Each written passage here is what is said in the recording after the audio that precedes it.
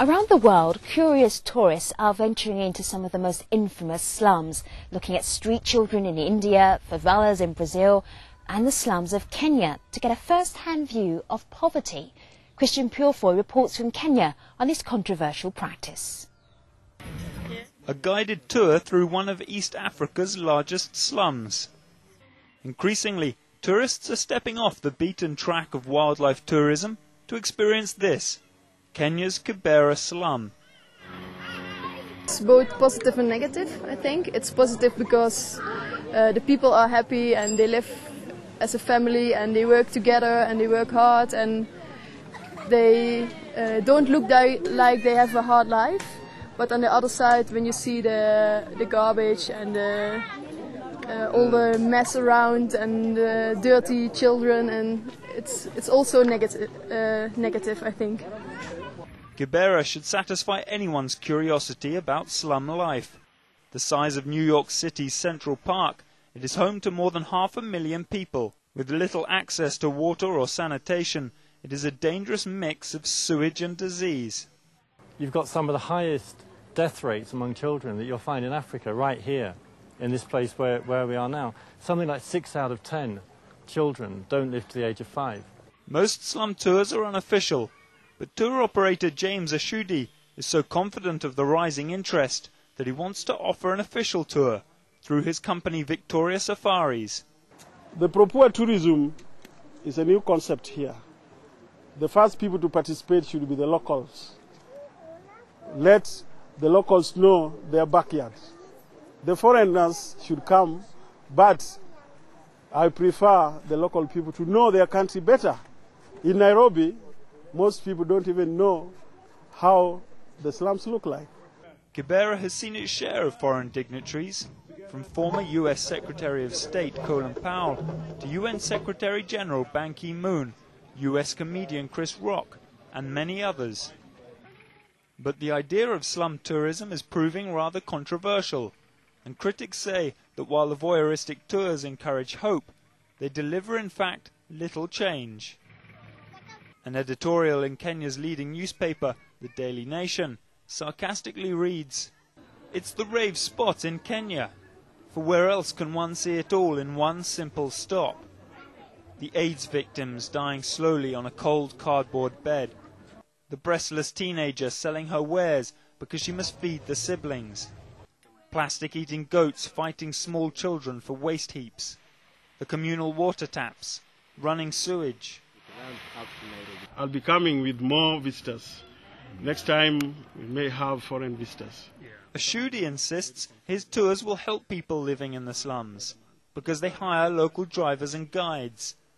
He also says 30 of the $50 tour cost is spent buying food and other necessities, which tourists then hand out in the slums.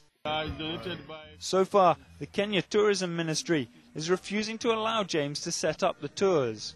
But desperate for work, some local slum dwellers say they welcome it as long as it is done responsibly. So we are appealing to those tourists.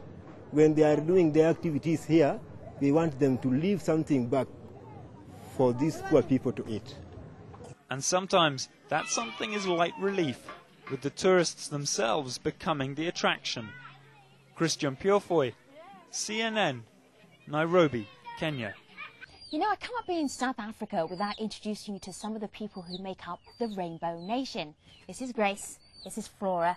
Look at their concentration as they're doing their beading. Not even I can interrupt them. They're from the Mapedi tribe. But there are so many more to talk about. How am I going to do that in just a few minutes? I think it's time to take a tour of Lesedi Cultural Village. It's a theme park that takes you on a whirlwind trip through some of South Africa's tribal history. At the Lesedi Cultural Village, just outside of Johannesburg, you can catch a Zulu war dance. And at the Pedi Homestead, take in the fresh smell of cow manure used to polish the floor. Here in Southern Africa, we can play around with cow dung because our cattle only eat grass. But in some other places, their cattle eat what? Maize. And anything that eats maize, the dung is Smelly. That's Baba Zamini, the charismatic storyteller who guides the tours. In just over 2 hours, he teaches you about 5 South African tribes. It is the Ndebelers, the Zulus, the Sothos, the Xhosa and the Pedi people.